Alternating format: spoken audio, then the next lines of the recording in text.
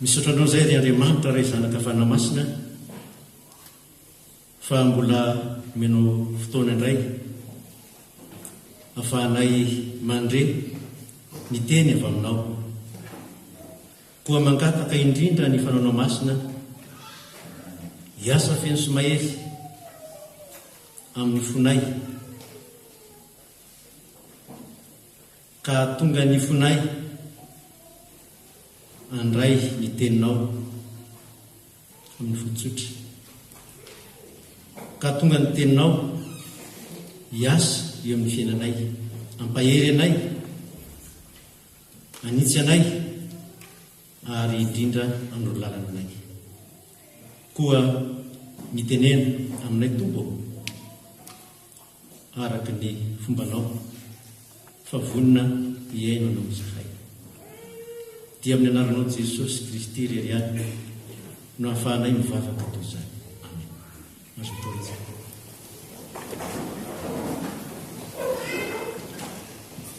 Ry havana, ny tenin'Andriamanitra izay angalantsika torolalana amin'izao maraina izao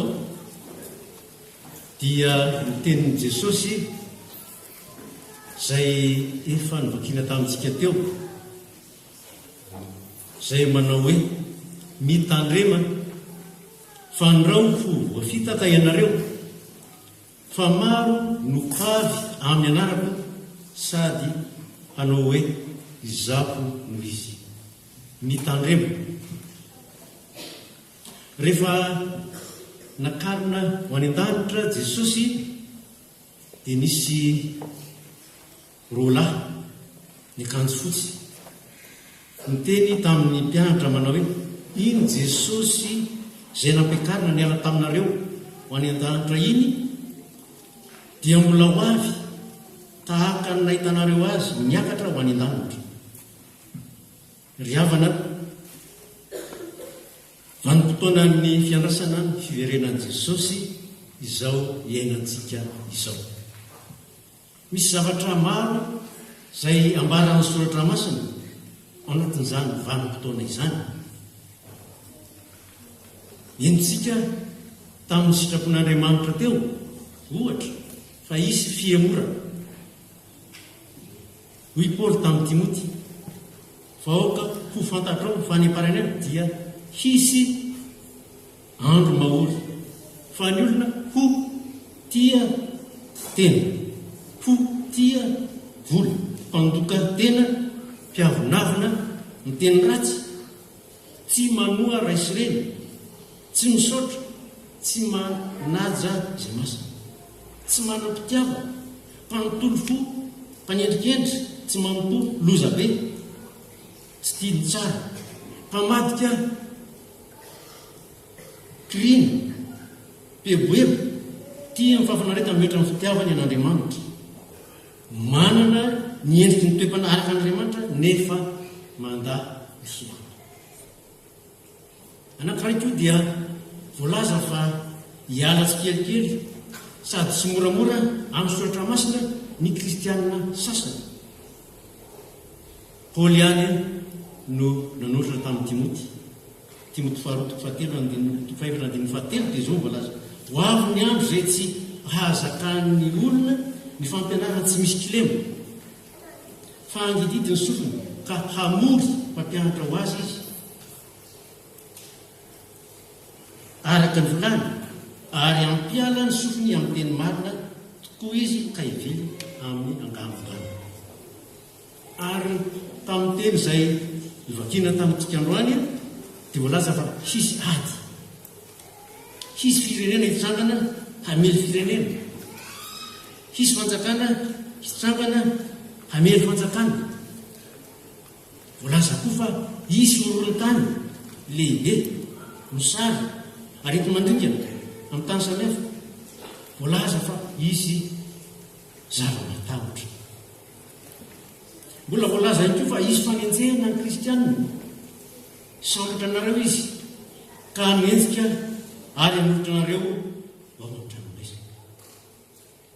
Voalaza koa fa hisy fankalana ho alan'ny olona rehetra ianareo noho ny anarako, ry havana voasoratra irenydrehetra ireny mba ho fampimanana antsika mba tsy ho gaga na ho taitra isika raha mandresy mahita fa miaratsy ny olo maro ny aty fanenjehana sy izay rehetra voalaza teo fa misy kosa zavatra iseho nambaran'i Jesosy ary asiany teny fampitandremana mafy mitandrema fandrao voavitaka ianareo fa maro no avy amin'ny anarako sady anao hoe izao no izy ry havana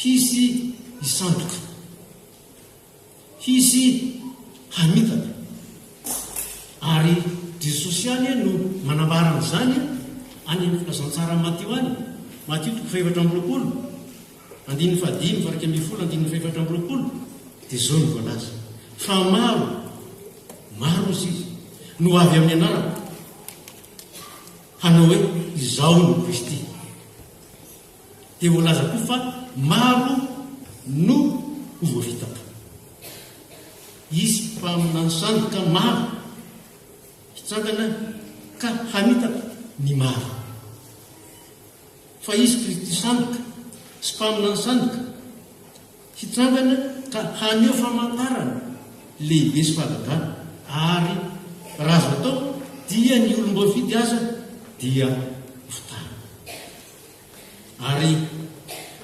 Petera dia nanoratra any amin'ny Petera 2:2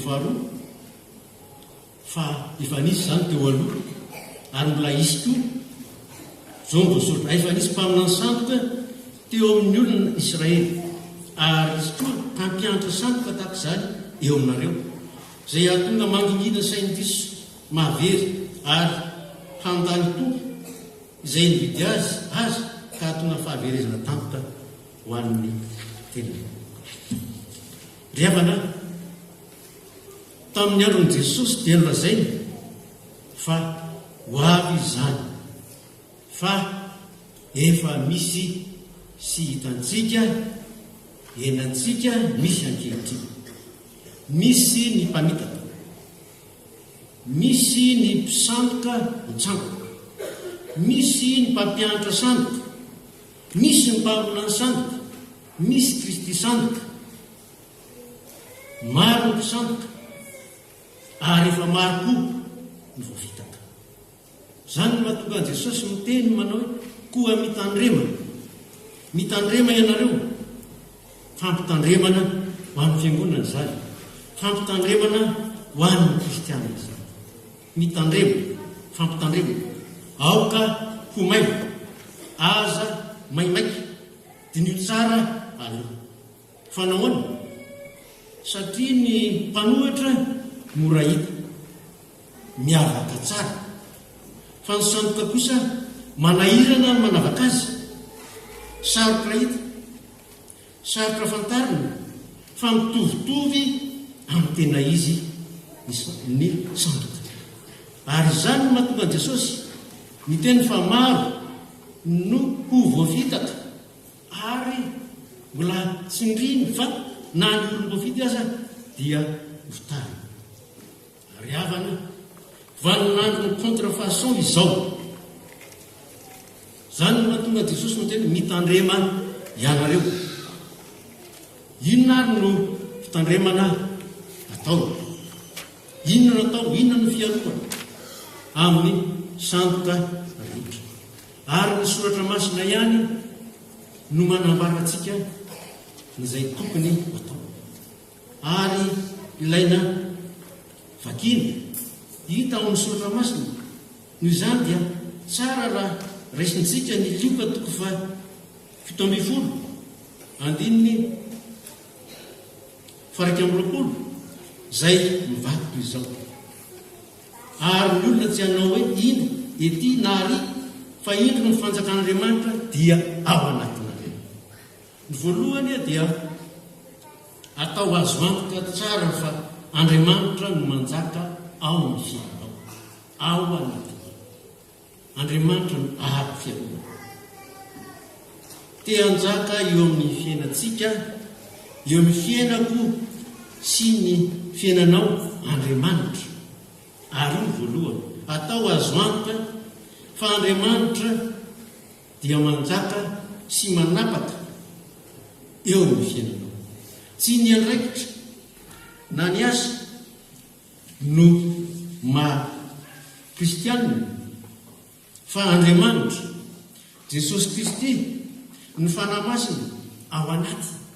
Izay no kristianina. Zay mahatonga ny Paoly manoratra ho an'ny Galatianina nanambara ny tenany manao hoe voaomby miaraka amin'ny Kristy amin'ny azo fijaliana ary tsy izao intsony ny velona fa Kristy no velona ato anatiny. Ary nanoratra ho an'ny Korintianina koa Paoly ary milaza manao hoe tsy fantatrareo fa tempolin'Andriamanitra ianareo ary ny fanan'Andriamanitra mitoetra ao anatinareo, fa masina ny tempolin'Andriamanitra dia masina voatokana fiarovana antsika amin'ny ratsy zany riavana. Raha tena ao anatinao marina Jesosy dia tsy hosahinao ireo karazana adalàna ianao tsy araka aminao amin'ny hadalàna Jesosy.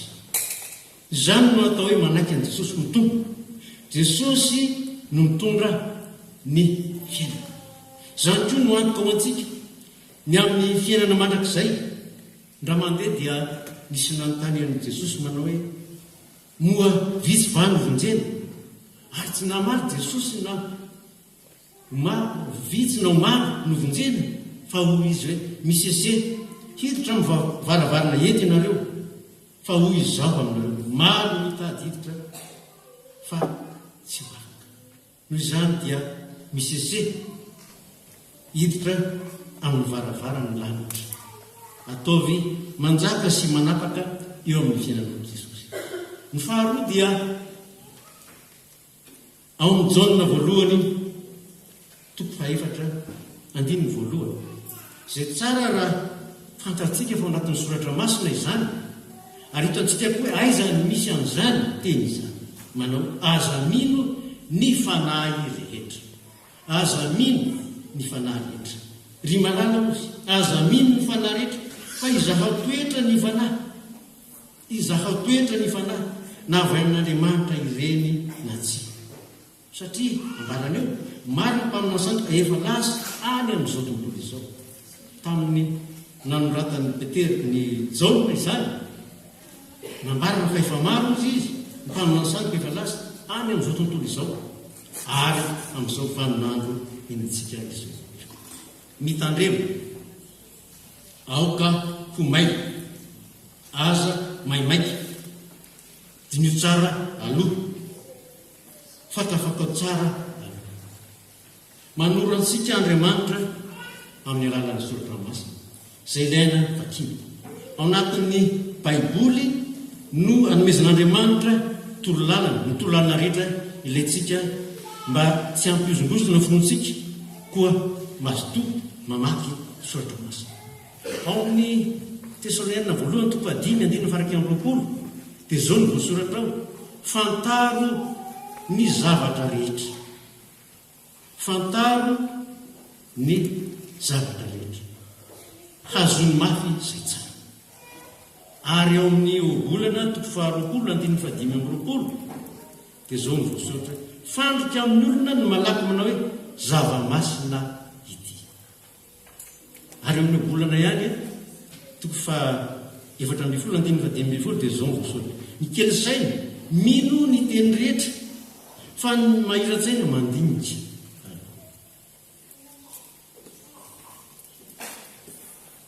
Ao amin'ny soratra masina ry havana dia anankiray ihany ny misy ny teny manao andramo. Dia ao amin'ny Salamo 4:3 andramo ka izaho fa tsara Jehova. Andramo ka izaho fa tsara Jehova. Ny soratra masina dia miteny fantaro ny zavatra rehetra, fa tsy miteny andramo ny zavatra rehetra. Noho izany aza ty manandrakandrana fantaro aloha dia ny tsara aloha ny zavatra rehetra zay rehetra hita sirenao manodidina anao. Zavatra fahatelo dia zay soratany Paoly ho an'ny Timoty ary nanafarana amin'ny Timoty faharoa toko fahatelo andininy faevatra ambin'ny folo manao hoe marety amin'izay zavatra ny anaranao sy nampinoana anao. Timoty faharoa toko fahatelo andininy faevatra ambin'ny folo. Fa ianao kosa dia marety amin'izay zavatra ny anaranao sy nampinoananao satria fantatrao izay nampianatra anao kosa. Ary amin'ny teny izay mivakina tamintsika teo dia nisy an'izao teny izao manao hoe amin'ny faharetanareo no ahatananareo ny anareo koa amin'izany dia miorena tsara aza io. Ry havana ny afatra ho antsika dia ny teny izay tenen'i Jesosy ary loha hevitra amin'ity androany ity, mitandrema fa andro voafitaka ianareo fa maro no ho avy amin'ny anarako sady ianao izao no izy ary koa efa kaiky ny andro koa aza manaraka azy. Voninahitra Andriamanitra izanaka fanamasina.